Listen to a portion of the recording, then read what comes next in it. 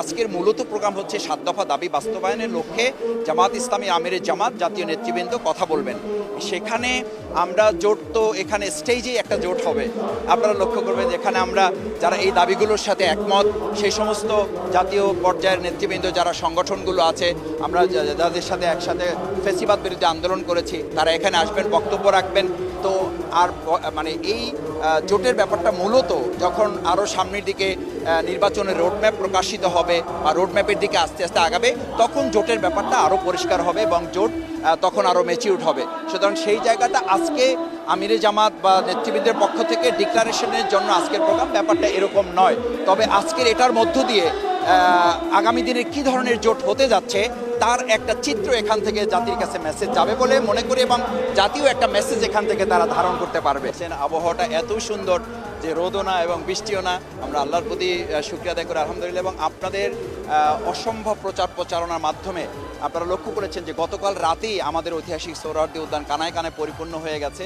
সকাল থেকে আমরা বেসিক্যালি আমাদের মূল গেটগুলো শুধুমাত্র ভিআইপিস যারা, সিনিয়র সিটিজেন যারা, সাংবাদিক যারা, বুদ্ধিজীবী যারা, আমন্ত্রিত অতিথি যারা, তাদের জন্য শুধু আমরা ওপেন রেখেছি। বাকি সাধারণদের জন্য আমাদের ইতিমধ্যে বাবুবাজার, সদরঘাট, তারপরে ওদিকে গাবতলী, কল্যাণপুর, এদিকে যাত্রাবাড়ি সহ কমলাপুর রেল স্টেশন থেকে এখন যারা নামছেন কেউই আর সামনের দিকে আগাতে পারছেন না।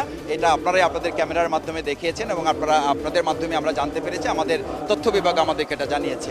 দ্বিতীয় হচ্ছে পল্টন ময়দানে হয়েছে, অন্যান্য মাঠে হয়েছে।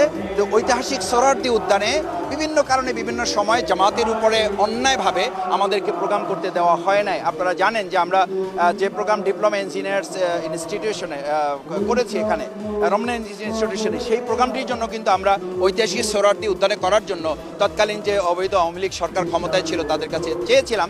তারা অত্যন্ত অন্যায়ভাবে তারা নিজেরা প্রোগ্রাম করেছে, অন্য অনেক ছোট দলকে করতে দিয়েছে, আমাদেরকে করতে দেয় নাই। তার অর্থ ছিল জামাতের উপরে তারা অন্যায় করেছে, অবিচার করেছে, দমিয়ে রেখেছে। তারা মনে করতো যে জামাতকে দমিয়ে রাখা যায়। আজকে প্রমাণ হয়েছে অন্যায় করে, অত্যাচার করে, খুন গুম করে, ফাঁসিতে ঝুলিয়ে, রিমান্ডে নিয়ে তাদের কোনো একটা আদর্শবাদী দলকে বা জনগণের মানুষের ভালোবাসার কোনো দলকে শেষ করে দেওয়া যায় না।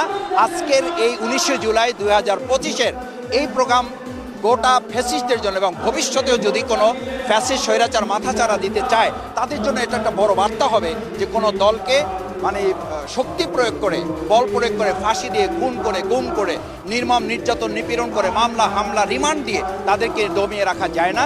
সেই মেসেজ আজকে এখান থেকে জামাত দিতে সক্ষম হয়েছে। আপনাদের ভালোবাসা